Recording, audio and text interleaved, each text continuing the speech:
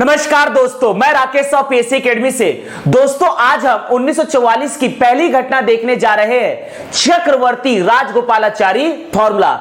10 जुलाई 1944 भारत में सांप्रदायिक समस्याओं को सुलझाने हेतु महात्मा गांधी चाहते थे कि मुस्लिम लीग के नेता मोहम्मद अली जिन्ना तथा कांग्रेस के तरफ से सी राजगोपालाचारी कुछ प्रावधानों पर, कुछ समझौतों पर हस्ताक्षर करे और भारत से सांप्रदायिक समस्याओं को दूर करे। महात्मा गांधी के परिप्रेक्ष्य में सी राजगोपालाचारी के द्वारा मुस्लिम लीग के नेता मोहम्मद अली जिन्ना के समक्ष 10 जुलाई 1944 को दिल्ली में सी राजगोपालाचारी फॉर्मूला या चक्रवर्ती राजगोपाला फॉर्मूला पेश किया गया, जिसके प्रमुख प्रावधान थे कि मुस्लिम लीग भारत को स्वतंत्र कराने में कांग्रेस का साथ दे तथा अस्थायी सरकार के गठन में कांग्रेस का मुस्लिम लीग साथ दे तथा द्वितीय विश्व युद्ध के बाद, ध्यान दीजिएगा दोस्तों, द्वितीय विश्व युद्ध के बाद मुस्लिम बहुल क्षेत्र, द्वितीय विश्व युद्ध के बाद मुस्लिम बहुल क्षेत्र अर्थात पाकिस्तान के सीमा निर्धारण हेतु एक कमीशन का गठन किया जाएगा तथा वैश्विक मताधिकार के अनुसार नागरिकों को अधिकार होगा कि वह अपने देश का चयन कर सके, लेकिन उपयुक्त प्रावधानों को माना जाएगा भारत को पूर्णतः स्वतंत्र होने के बाद। अर्थात ब्रिटिश सरकार जब भारत को पूर्ण रूप में स्वतंत्र कर देगी, उसी प्रकार से ये सभी प्रावधानों को माना जाएगा। लेकिन सी राजगोपालाचारी फॉर्मूला को मुस्लिम लीग के नेता मोहम्मद अली जिन्ना ने ठुकरा दिया। तो आज हम देखने जा रहे हैं दोस्तों 1944 की पहली घटना, चक्रवर्ती राजगोपालाचारी फॉर्मूला। ध्यान दीजिएगा दोस्तों, यह हमारा देश भारत, यह है दोस्तों हमारा देश भारत, और हम देखने जा रहे हैं 1944 की पहली घटना, चक्रवर्ती राजगोपालाचारी फॉर्मूला। ध्यान दीजिएगा दोस्तों, आज हम देखने जा रहे हैं चक्रवर्ती राजगोपालाचारी फॉर्मूला। यह है दोस्तों हमारा देश भारत। यह पकड़ना है आज के हिसाब से एलओसी, आजाद कश्मीर, जम्मू कश्मीर, लद्दाख, अक्साई चीन, यह आपका पकड़ना है दोस्तों। पंजाब, हरियाणा, हिमाचल प्रदेश, यह आपका है मध्य प्रदेश, राजस्थान, गुजरात, उत्तर प्रदेश, छत्तीसगढ़, महाराष्ट्र, गोवा, कर्नाटक, केरल, तमिलनाडु, आंध्र प्रदेश, तेलंगाना, बिहार, झारखंड, उड़ीसा, सिक्किम, पश्चिम बंगाल, मेघालय, नागालैंड, मणिपुर, मिजोरम, त्रिपुरा, असम और अरुणाचल प्रदेश। तो आज हम देखने जा रहे हैं दोस्तों 1944 की पहली घटना, 1944 की पहली घटना, चक्रवर्ती राजगोपालाचारी चक्रवर्ती राजगोपालाचारी फॉर्मूला, चक्रवर्ती राजगोपालाचारी फॉर्मूला जो पेश हुआ था 10 जुलाई 1944। 10 जुलाई 1944, 10 जुलाई 1944 को दिल्ली में पेश किया गया था दोस्तों मुस्लिम लीग के नेता मोहम्मद अली जिन्ना के समक्ष चक्रवर्ती राजगोपालाचारी फॉर्मूला। ध्यान दीजिएगा दोस्तों, इस समझौते का उद्देश्य था दोस्तों भारत में सांप्रदायिक समस्याओं को सुलझाना,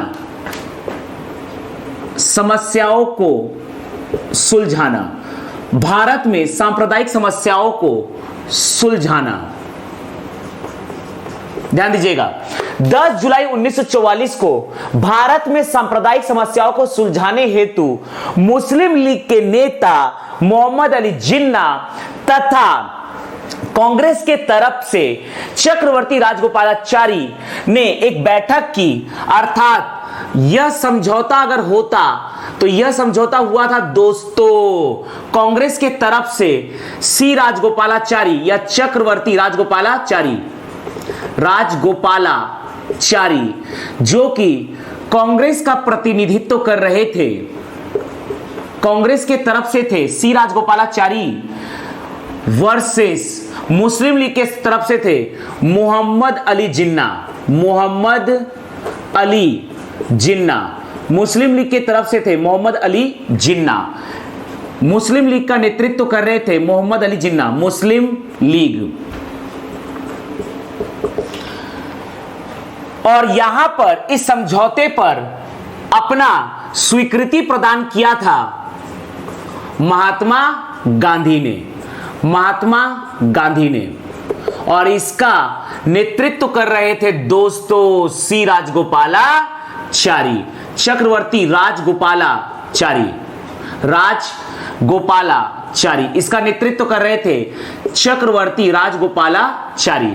ध्यान दीजिएगा दोस्तों, इस चक्रवर्ती राजगोपालाचारी फॉर्मूले के प्रमुख प्रावधान थे, इसके प्रमुख प्रावधान थे दोस्तों, पहला, भारत को स्वतंत्र करने में मुस्लिम लीग कांग्रेस का साथ दे। ध्यान दीजिएगा, पहला प्रावधान था मुस्लिम लीग भारत को स्वतंत्र करने में, मुस्लिम लीग भारत को स्वतंत्र करने में कांग्रेस का साथ दे, कांग्रेस का साथ दे। दूसरा था दोस्तों अस्थाई, मुस्लिम लीग अस्थाई सरकार के गठन में, ध्यान दीजिएगा दोस्तों, मुस्लिम लीग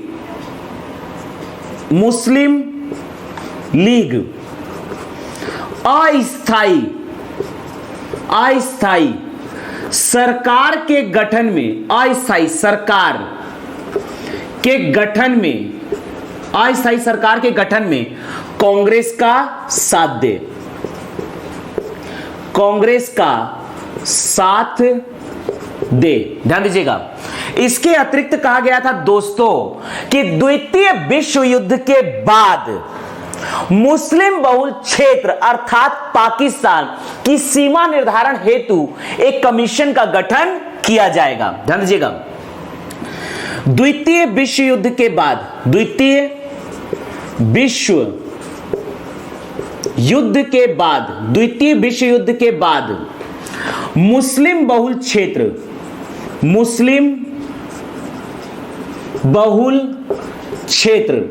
अर्थात पाकिस्तान, मुस्लिम बहुल क्षेत्र अर्थात पाकिस्तान के सीमा निर्धारण हेतु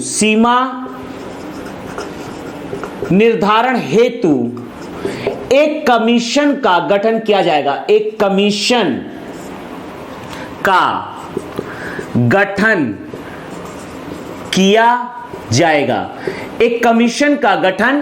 जाएगा। इसके अतिरिक्त दोस्तों कहा गया वयस्क मताधिकार के अनुसार, वयस्क मताधिकार के आधार पर नागरिकों द्वारा देश के चयन का निर्णय हो, देश के चयन का निर्णय होना चाहिए। अर्थात वयस्क मताधिकार के आधार पर कौन सा नागरिक भारत में रहना चाहता है या कौन नागरिक पाकिस्तान में रहना चाहता है, यह डिसाइड करेगा दोस्तों सिर्फ और सिर्फ वयस्क नागरिक। और ये सभी प्रावधान माना जाएगा दोस्तों जब ब्रिटिश सरकार भारत को पूर्ण रूप से स्वतंत्र करेगी। ध्यान दीजिएगा दोस्तों, उपरोक्त प्रावधान, उपर्युक्त प्रावधान ब्रिटिश सरकार द्वारा भारत को, ब्रिटिश सरकार द्वारा भारत को पूर्ण रूप से स्वतंत्र करने पर लागू होगा।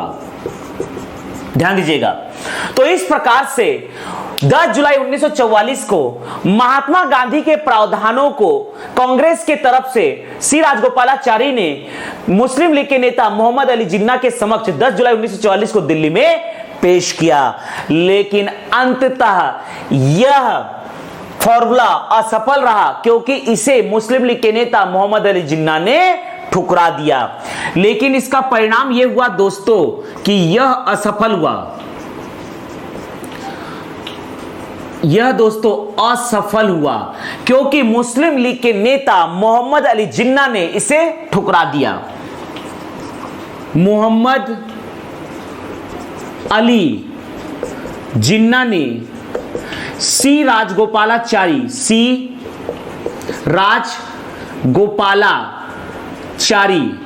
फॉर्मूला को ठुकरा दिया। तो यह था दोस्तों 1944, 10 जुलाई 1944 चक्रवर्ती राजगोपालाचारी फॉर्मूला।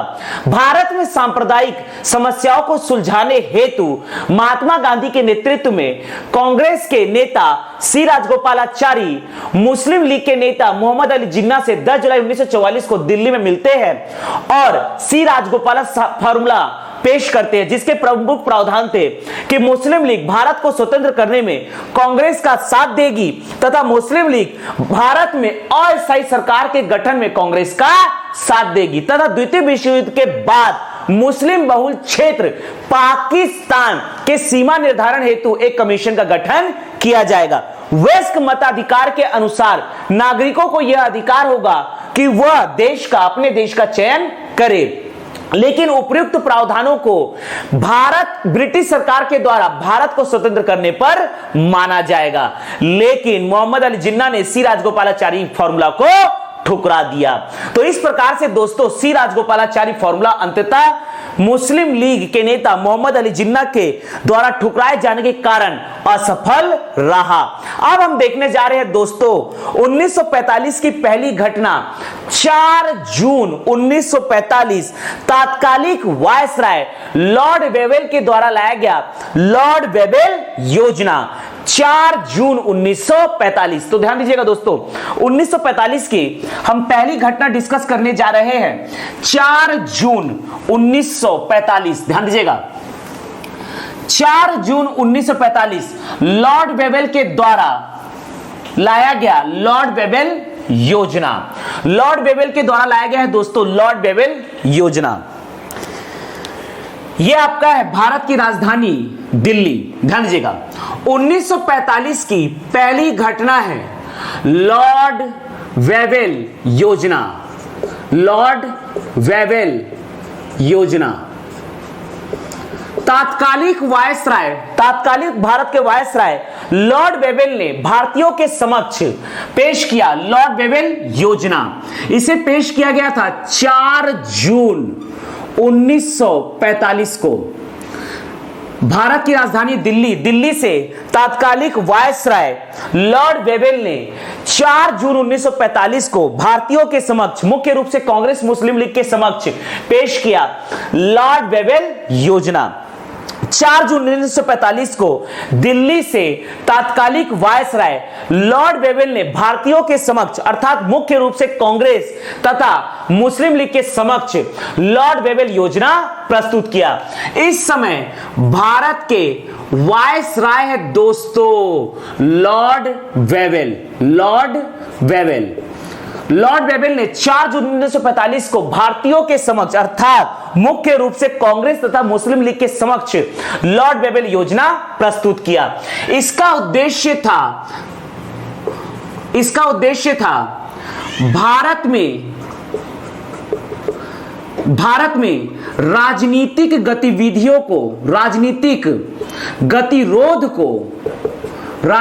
गतिरोध को दूर करना। इसका उद्देश्य था भारत में राजनीतिक गतिरोध को दूर करने हेतु तात्कालिक वायसराय लॉर्ड वेवेल के द्वारा 4 जून 1945 को दिल्ली में लाया गया लॉर्ड वेवेल योजना कांग्रेसियों तथा मुस्लिम लीग के समक्ष। लॉर्ड वेवेल योजना के प्रमुख प्रावधान थे दोस्तों, ध्यान दीजिएगा। लॉर्ड वेवेल योजना के प्रमुख प्रावधान थे, नंबर 1, वायसराय की कार्यकारिणी परिषद का भारतीयकरण किया जाएगा। वायसराय की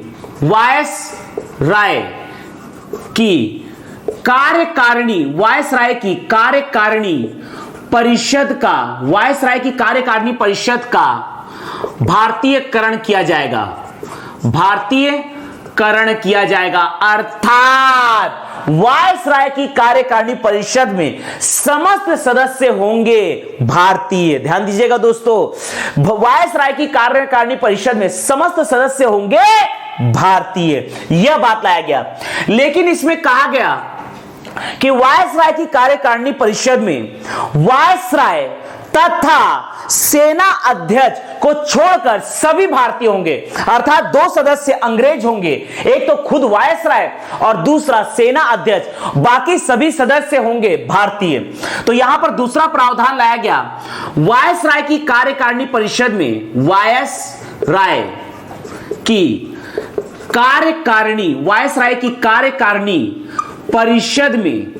वायसराय की कार्यकारिणी परिषद में वायसराय व सेना अध्यक्ष के अतिरिक्त सभी सदस्य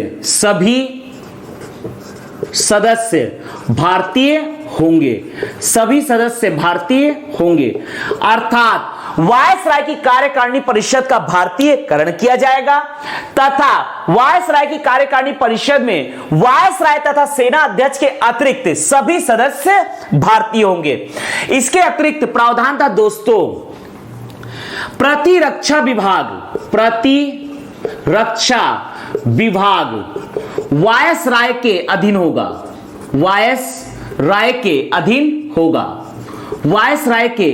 होगा। प्रतिरक्षा विभाग वायसराय के अधीन होगा। ध्यान दीजिएगा दोस्तों, अर्थात भारत का प्रतिरक्षा विभाग वायसराय के अधीन होगा। अब यहां पर ध्यान दीजिएगा दोस्तों, पहले क्लॉज में लिखा गया है वायसराय की कार्यकारिणी परिषद का भारतीयकरण किया जाएगा, अर्थात यहां पर वायसराय की कार्यकारिणी परिषद में हिंदू भी होंगे और मुस्लिम भी होंगे, अर्थात भारतीय होंगे। इसलिए अगला प्रावधान किया गया कि वायसराय की कार्यकारिणी परिषद में वायसराय की कार्यकारिणी परिषद में हिंदू व मुस्लिम सदस्यों की संख्या बराबर होगी। मुस्लिम सदस्यों की संख्या, हिंदू व मुस्लिम सदस्यों की संख्या बराबर होगी, अर्थात वायसराय की कार्यकारिणी परिषद में हिंदू तथा मुस्लिम सदस्य बिल्कुल बराबर होंगे। ध्यान दीजिएगा दोस्तों, हिंदू तथा मुस्लिम सदस्य बिल्कुल बराबर होंगे।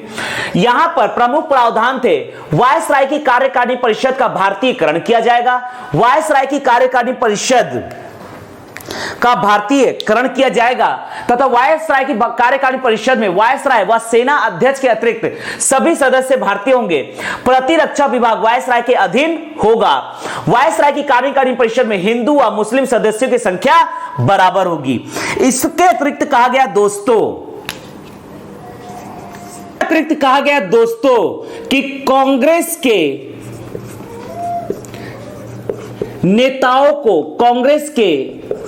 नेताओं को रिहा किया जाएगा तथा शिमला में एक सर्वदलीय बैठक किया जाएगा। शिमला में एक सर्वदलीय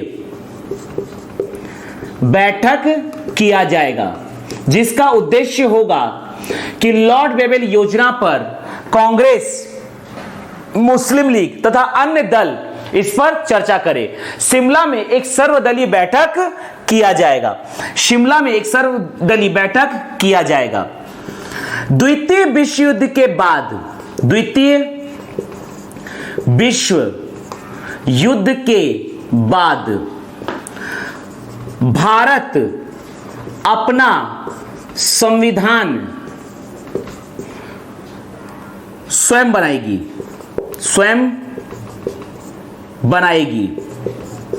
ध्यान दीजिएगा दोस्तों, अर्थात भारतीय अपना संविधान स्वयं बनाएगी के बाद भारतीय अपना संविधान स्वयं बनाएगी। ध्यान दीजिएगा दोस्तों, तो इस प्रकार से लॉर्ड बेवेल योजना जो प्रस्तुत किया गया तात्कालिक वायसराय लॉर्ड बेवेल के द्वारा 4 जून 1945 को भारत में राजनीतिक गतिविधियों को दूर करने हेतु तात्कालिक वायसराय लॉर्ड बेवेल ने दिल्ली में 4 जून 1945 को लॉर्ड बेवेल योजना प्रस्तुत किया, जिसके प्रमुख प्रावधान थे वायसराय की कार्यकारिणी परिषद का भारतीयकरण किया जाए। यही मुख्य दोस्तों, भारत की वायसराय की कार्यकारिणी परिषद में वायसराय व सेना अध्यक्ष के अतिरिक्त सभी सदस्य भारतीय होंगे। प्रतिरक्षा विभाग वायसराय के अधीन होगा। वायसराय की कार्यकारिणी परिषद में हिंदू तथा मुस्लिम सदस्यों की संख्या बराबर होगी। कांग्रेस के नेताओं को रिहा किया जाएगा और शिमला में रखा जाएगा एक सर्वदलीय बैठक। द्वितीय विश्व युद्ध के बाद भारतीय अपना संविधान स्वयं बनाएंगे। भारतीय अपना संविधान स्वयं बनाएंगे। ध्यान दीजिएगा दोस्तों, तो इस प्रकार से हमने डिस्कस किया लॉर्ड बेवेल योजना 4 जून 1945। अब हम देखने जा रहे हैं दोस्तों कि लॉर्ड बेवेल योजना पर चर्चा करने हेतु शिमला में होगा शिमला सम्मेलन। ध्यान दीजिएगा, तो अगला हम देखने जा रहे हैं कांग्रेस का शिमला सम्मेलन, जहां पर होगा सर्वदलीय बैठक। तो 1945 की अगली घटना है दोस्तों कांग्रेस का शिमला सम्मेलन। ध्यान दीजिएगा, कांग्रेस का शिमला सम्मेलन यह आपका है दोस्तों हिमाचल प्रदेश, ये पकड़ना है शिमला, ये है दोस्तों शिमला। तो शिमला में होता है कांग्रेस का शिमला सम्मेलन। कांग्रेस का शिमला सम्मेलन, कांग्रेस का शिमला सम्मेलन शिमला में होता है। कांग्रेस का शिमला सम्मेलन यह होता है दोस्तों 25 जून 1945। 25 जून 1945 को होता है कांग्रेस का शिमला सम्मेलन। ध्यान दीजिएगा, 25 जून 1945 को होता है कांग्रेस का शिमला सम्मेलन। कांग्रेस का शिमला सम्मेलन 25 जून 1945 शिमला में होता है दोस्तों, और इसके बाय डिफॉल्ट अध्यक्ष बनाए जाते हैं कांग्रेस के तात्कालिक अध्यक्ष मौलाना अबुल कलाम आजाद। मौलाना अबुल कलाम आजाद, क्योंकि मौलाना अबुल कलाम आजाद कांग्रेस के अध्यक्ष रहे हैं 1940 से लेकर ये रहेंगे 1946 तक, 6 वर्ष लगातार ये कांग्रेस के अध्यक्ष है। इस बीच कांग्रेस का कोई भी अधिवेशन नहीं होता है। तो कांग्रेस का शिमला सम्मेलन 25 जून 1945 जो है दोस्तों यह सम्मेलन जो है एक सर्वदलीय सम्मेलन, यह दोस्तों एक्चुअल में एक सर्वदलीय सम्मेलन, यह वास्तविक रूप में है दोस्तों एक सर्वदलीय सम्मेलन, जहां पर कांग्रेस के अतिरिक्त सभी दल मौजूद हुए हैं। इनका उद्देश्य है लॉर्ड बेवेल योजना पर चर्चा करना। इनका उद्देश्य है लॉर्ड बेवेल योजना, लॉर्ड बेवेल योजना जो कि प्रस्तुत हुआ था 4 जून 1945 पर, उस पर चर्चा करना। लॉर्ड बेवेल योजना पर चर्चा करना, लॉर्ड बेवेल योजना पर चर्चा करना। ध्यान दीजिएगा दोस्तों, 25 जून 1945 को शिमला में होता है कांग्रेस का शिमला सम्मेलन, जिसकी अध्यक्षता करते हैं तात्कालिक कांग्रेस के अध्यक्ष मौलाना अबुल कलाम आजाद। यह एक सर्वदलीय सम्मेलन है। इसका उद्देश्य है लॉर्ड बेवेल योजना पर चर्चा करना, लॉर्ड बेवेल योजना पर चर्चा करना। और यहां पर मौजूद प्रमुख सदस्य होते हैं, यहां पर मौजूद प्रमुख शामिल सदस्य है दोस्तों, शामिल सदस्य है। पहला पंडित जवाहरलाल नेहरू, पंडित जवाहरलाल नेहरू। दूसरा है मौलाना अबुल कलाम आजाद, जो कि अध्यक्षता कर रहे हैं। इसके अतिरिक्त पकड़ना है मोहम्मद अली जिन्ना, मुस्लिम लीग की तरफ से मोहम्मद अली जिन्ना, मुस्लिम लीग की तरफ से है मोहम्मद अली जिन्ना। खान अब्दुल गफ्फार खां, खान अब्दुल गफ्फार खां, कांग्रेस की तरफ से खान अब्दुल गफ्फार खां। और इसके अतिरिक्त पकड़ना है दोस्तों तारा सिंह। तो इस प्रकार से इस सम्मेलन में मौजूद सदस्य में है मौलाना अबुल कलाम आजाद, पंडित जवाहरलाल नेहरू, मोहम्मद अली जिन्ना, खान अब्दुल गफ्फार खां, तारा सिंह। इस बैठक में मुस्लिम लीग के नेता मोहम्मद अली जिन्ना ने कहा कि वायसराय की कार्यकारिणी परिषद में मुस्लिम सदस्यों का चयन स्वयं मुस्लिम लीग करेगी। अर्थात यहां पर कांग्रेस ने इस बात को नहीं माना। मुस्लिम लीग का कहना था कि वायसराय की कार्यकारिणी परिषद में मुस्लिम सदस्यों का चयन स्वयं मुस्लिम लीग करेगी, लेकिन कांग्रेस का कहना था कि कांग्रेस के अंतर्गत तथा भारत में कई दलों में मुस्लिम सदस्य हैं, उनका चयन पूरी सही तरीके से नहीं हो पाएगा। अर्थात कहीं ना कहीं यह जो सम्मेलन रहा यह पूर्णतः असफल रहा। और कारण था, इस सम्मेलन के असफल होने का कारण था क्योंकि मुस्लिम लीग के नेता मोहम्मद अली जिन्ना ने एक शर्त रखी थी कि मुस्लिम सदस्यों का चयन मुस्लिम लीग करेगी। अंततः यह परिणाम, इसका परिणाम हुआ दोस्तों, यह सम्मेलन असफल रहा, सम्मेलन असफल हो गया, सम्मेलन असफल हो गया। कारण था, सम्मेलन के असफल होने का कारण था मुस्लिम लीग के नेता, मुस्लिम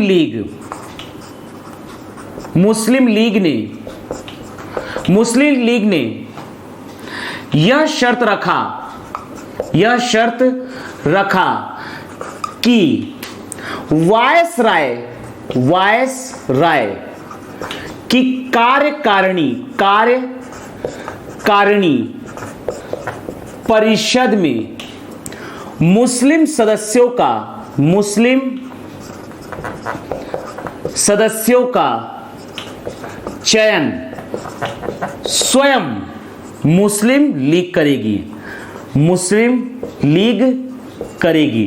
अंततः इसी शर्त के साथ कांग्रेस का शिमला सम्मेलन अंततः असफल रहा। ध्यान दीजिएगा दोस्तों, शिमला 1945 कांग्रेस का शिमला सम्मेलन 25 जून 1945 इसकी अध्यक्षता किए थे मौलाना अबुल कलाम आजाद। यह एक सर्वदलीय सम्मेलन था। उद्देश्य था लॉर्ड बेवेल योजना पर चर्चा करना। जैसा कि लॉर्ड बेवेल योजना में लिखा गया था कि वायसराय की कार्यकारिणी परिषद का भारतीयकरण किया जाएगा और उसमें अर्थात वायसराय की कार्यकारिणी परिषद में हिंदू तथा मुस्लिम सदस्य की संख्या बिल्कुल बराबर होगी।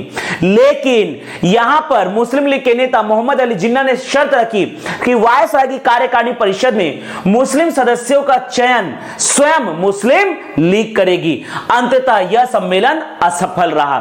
तो यह हमने डिस्कस किया दोस्तों कांग्रेस का शिमला सम्मेलन। यह है कांग्रेस का शिमला। कांग्रेस के शिमला सम्मेलन में मौलाना अबुल कलाम आजाद ने अपना स्टेटमेंट दिया था। ध्यान दीजिएगा दोस्तों, मौलाना अबुल कलाम आजाद, मौलाना अबुल कलाम आजाद ने अपना स्टेटमेंट दिया था दोस्तों। कांग्रेस का शिमला सम्मेलन, कांग्रेस का शिमला सम्मेलन भारतीय राजनीति के इतिहास में, भारतीय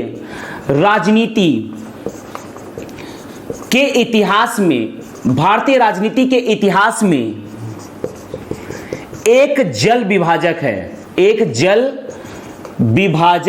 है। मौलाना अबुल कलाम आजाद ने कांग्रेस के शिमला सम्मेलन के परिप्रेक्ष्य में कहा था, कांग्रेस का शिमला सम्मेलन भारतीय राजनीति के इतिहास में एक जल विभाजक है। तो 25 जून 1945 को लॉर्ड बेबेल योजना पर चर्चा करने हेतु शिमला में एक सर्वदलीय सम्मेलन का आयोजन किया गया, जिसके अध्यक्ष थे मौलाना अबुल कलाम आजाद, और यहां पर शामिल सदस्य थे पंडित जवाहरलाल नेहरू, मोहम्मद अली जिन्ना, खान अब्दुल गफ्फार खान, तारा सिंह। लेकिन मुस्लिम लीग के नेता मोहम्मद अली जिन्ना ने यह शर्त रखी कि वायसराय की कार्यकारिणी परिषद में मुस्लिम सदस्यों का चयन स्वयं मुस्लिम लीग करेगी। अंततः यह सम्मेलन असफल रहा और इसमें मौलाना अबुल कलाम आजाद ने कहा, अपना स्टेटमेंट जारी किया कि कांग्रेस का शिमला सम्मेलन भारतीय राजनीति के इतिहास में एक जल विभाजक है। तो यह हमने डिस्कस किया दोस्तों, कांग्रेस का शिमला सम्मेलन।